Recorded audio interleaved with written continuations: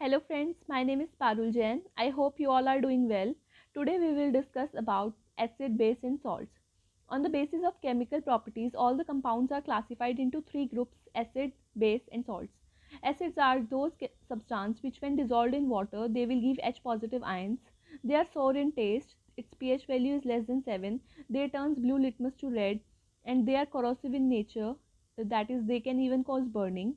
For example, when HCl is dissolved in water, it will give H plus ion and Cl negative ion. While in case of H2SO4, when dissolved in water, it will give H positive ion plus SO4 2 negative ion.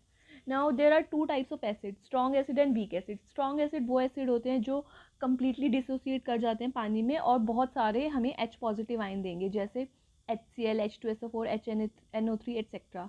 Weak acid वो acid होगा जो partially dissociate करता है water में और कम hydrogen ion देता है. ठीक है, for example citric acid, lactic acid etcetera. Now अब एसिड की दो वाटर के अमाउंट के बेसिस पे भी दो टाइप्स होती हैं, जैसे concentrated acid, dilute acid. Concentrated acid में पानी की अमाउंट बहुत ज़्यादा कम होती है और डाइल्यूट एसिड में पानी की क्वांटिटी बहुत ज़्यादा होती है. और एक चीज़ हमें याद रखनी चाहिए, जब हम एसिड को डाइल्यूट करते हैं तो हमें एसिड को पानी में डालना चाहिए, ना कि पानी को एसिड में डालना चाहिए. क्योंकि जब हम पानी में एसिड में पानी डालते हैं तो बहुत एकदम से एक्सप्लोजन हो सकता है, क्योंकि एक साथ बहुत सारे बॉन्ड टूट सकते हैं और एकदम से बहुत हीट रिलीज़ हो सकती है, जिसकी वजह से हम बर्निंग हो सकती है. तो इसीलिए we should always add acid in water by constant stirring. Okay. Now अब कुछ एसिड्स ऐसे होते हैं जो हमें नेचर में नेचुरली मिल जाते हैं और कुछ हमें बनाने पड़ते हैं. जैसे हम एग्जांपल लेंगे ऑर्गेनिक एसिड्स का, जो हमें प्लांट से नेचुरली मिलते हैं. उनका एग्जांपल है, जैसे टमाटो में ऑक्सैलिक एसिड होता है, ऑरेंज में सिट्रिक एसिड होता है, विनेगर में एसिटिक एसिड होता है. ठीक है. उसी तरह जैसे जो हमें मतलब अर्थ से मिलते हैं या फिर हम लेबोरेटरी में प्रिपेयर करते हैं, उनको बोलते हैं mineral acid. For example HCl, H2SO4, HNO3 etc. Okay, now we will discuss about bases. Bases are those substances which when dissolved in water, they will produce OH negative ions in solution. For example, when NaOH is dissolved in water, it will give Na positive plus OH negative ions. Okay, they are bitter in taste. इसकी pH value 7 से ज़्यादा होगी और ये red litmus को blue में convert कर देगा. अब इसकी टाइप्स हैं दो: स्ट्रॉन्ग बेस और वीक बेस. स्ट्रॉन्ग बेस वो बेस होंगे जो कम्प्लीटली डिसोसिएट कर जाते हैं पानी में और बहुत सारे OH नेगेटिव आयंस देते हैं. For example sodium hydroxide, potassium hydroxide. ऐसे वीक एसिड्स वीक बेस वो बेस होते हैं जो पार्शियली डिसोसिएट करते हैं वाटर में और कम amount of OH negative ions देते हैं. For example calcium hydroxide, magnesium hydroxide, ammonium hydroxide etcetera. Okay. Now हम pH के बारे में पढ़ेंगे. जैसे pH is potence of hydrogen, या हम उसको पावर ऑफ हाइड्रोजन भी बोल सकते हैं. Potence means potential of hydrogen. जो pH है हमें हाइड्रोजन की पोटेंशियल के बारे में बताता है और उसकी वजह से हमें एसिड या बेस की स्ट्रेंथ के बारे में पता चल पाता है. ठीक है. अब फॉर्मूला है pH कैलकुलेट करने का, pH is equal to minus of log H positive. अब एक सोरेनसन नाम के साइंटिस्ट थे, उन्होंने pH स्केल दिया जिसकी वजह से मतलब उसकी वैल्यू 0 से 14 तक वेरी करती है और उस रेंज की वजह से हम बता पाते हैं कि ये जो सोल्यूशन हमारे पास है वो एसिड है या बेस है या न्यूट्रल है. ठीक है. उन्होंने 0 से 14 तक की रेंज दी. 7 वाला जो pH वैल्यू है उसका मतलब होता है न्यूट्रल, और 7 से 14 की तरफ हम जैसे जाते हैं वो बेसिक नेचर होता है और 0 से 7 एसिडिक होता है. ठीक है. और प्योर वाटर के केस में concentration of H positive ions और OH नेगेटिव आयंस इक्वल होते हैं, तो उसकी वजह से वो न्यूट्रल होता है. अब आप सोच रहे होंगे pH क्या है, pH का क्या रोल है. pH का हमारी ज़िंदगी में बहुत अहम रोल है.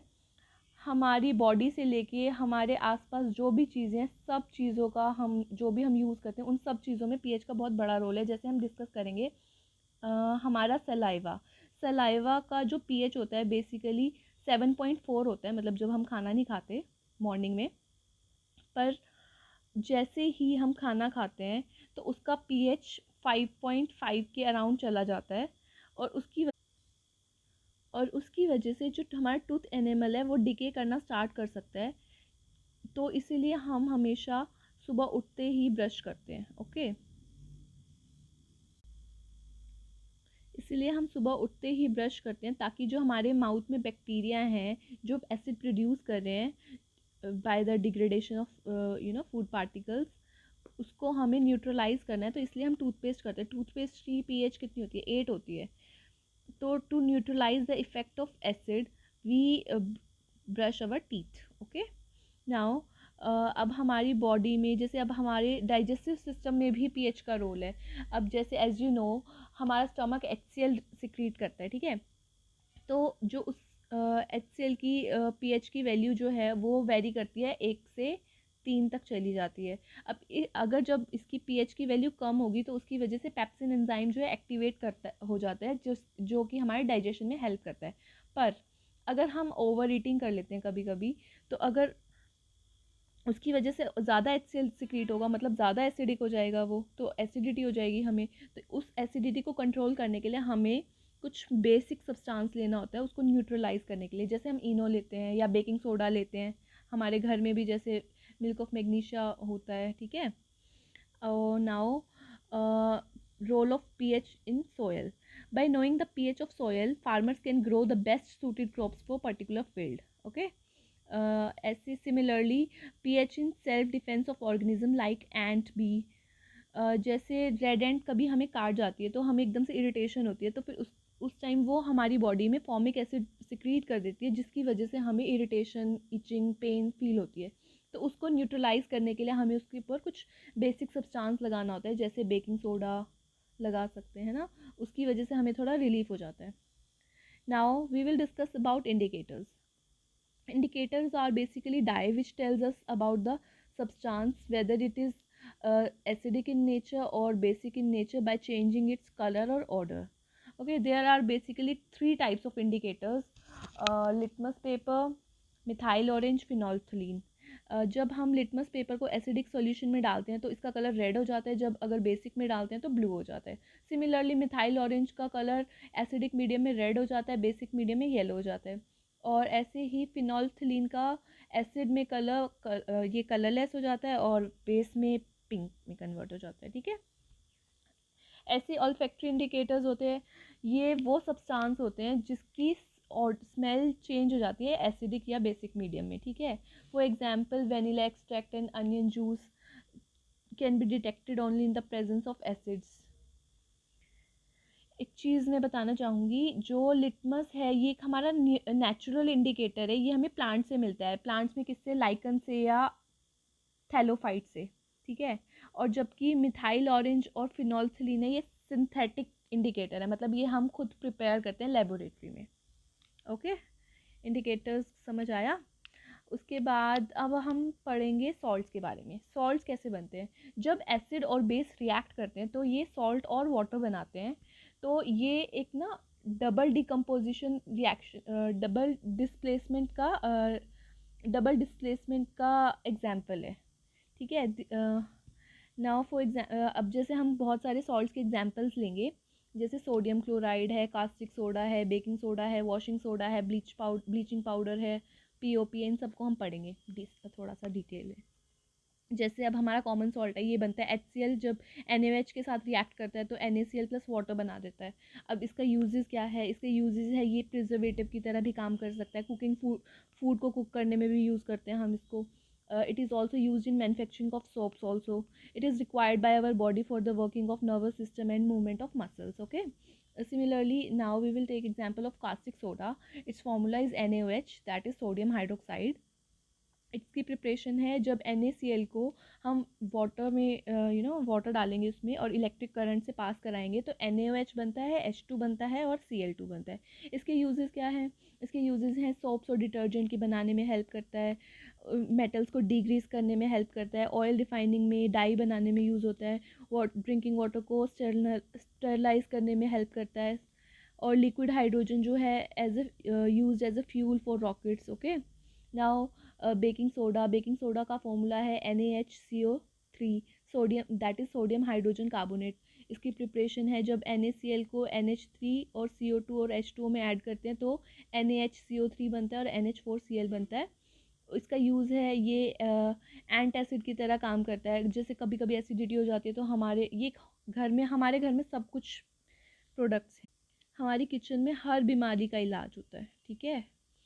तो और ये फायर एक्सटिंग्विशर में भी यूज़ होता है, ये हम जैसे केक ब्रेड्स वगैरह बनाते हैं उनमें भी डलता है ये, ठीक है। अब हम लेते हैं वॉशिंग सोडा।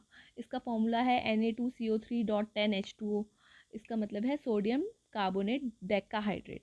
एक चीज़ याद रखिए, अगर इसमें 10 वाटर मॉलिक्यूल्स नहीं है ना तो वो वॉशिंग सोडा नहीं है, वो मतलब Na2CO3 जो है सोडा ऐश होता है, ओके। इसकी प्रिपरेशन जो है आप यहाँ से देखिए। अब इसके यूजेस बताते हैं हम। इसके यूजेस है ये क्लिनजिंग एजेंट, कपड़े धोने में काम आता है, ठीक है। ये वाटर की हार्डनेस को, परमानेंट हार्डनेस को रिमूव करने में हेल्प करता है। ये मैन्युफैक्चरिंग ऑफ ग्लास में हेल्प होता है, पेपर में, सोप की मैन्युफैक्चरिंग में, इन सब की मैन्युफैक्चरिंग में ये हेल्प करता है। Now we will take example of bleaching powder. Its formula is CaOCl2, that is calcium oxychloride. इसकी प्रिपरेशन है CaOH2 को plus Cl2 gives CaOCl2 plus H2O। इसके यूजेस हैं ये bleaching, it is use for bleaching cotton lining in textile industry and for bleaching wood pulp. और ये drinking water को disinfect करने में भी हेल्प करता है, क्लोरोफॉर्म बनाने में भी हेल्प करता है। और ये ऑक्सीडाइजिंग एजेंट की तरह भी काफ़ी केमिकल इंडस्ट्रीज़ में यूज़ किया जाता है। ये वूल को अनश्रिंकेबल बनाता है, बनाने में हेल्प करता है, ठीक है। Now we will take example of POP, that is plaster of Paris. इस formula is CaSO4.12H2O, calcium sulphate hemihydrate है इसका नाम। ये कैसे बनता है? अब जब जिप्सम को हम हीट करते हैं 100 डिग्री सेल्सियस पे, तब CaSO4.12H2O प्लस 3H2O बनता है, मतलब ये POP बनता है। यहाँ पे वाटर के मॉलिक्यूल्स के ऊपर ज़रा थोड़ा ध्यान दीजिएगा। जिप्सम में 2 वाटर मॉलिक्यूल्स होते हैं और प्लास्टर ऑफ पेरिस में हाफ वाटर मॉलिक्यूल्स होते हैं, ठीक है। अब इसके यूजेस क्या हैं? जैसे कभी हमें फ्रैक्चर वगैरह हो जाता है तो ये बोन्स को सेटल करने में भी हेल्प करती है। ये it is also use in making toys, decorative materials, cosmetics, cast for statues etcetera. और इसका यूज़ कहाँ है? जैसे हमारे, आप देखते हैं ना हमारी छत के ऊपर डिज़ाइनिंग की होती है, तो ये POP से ही होती है, ठीक है। आई होप आप सबको सब कुछ समझ आया है। Thank you very much.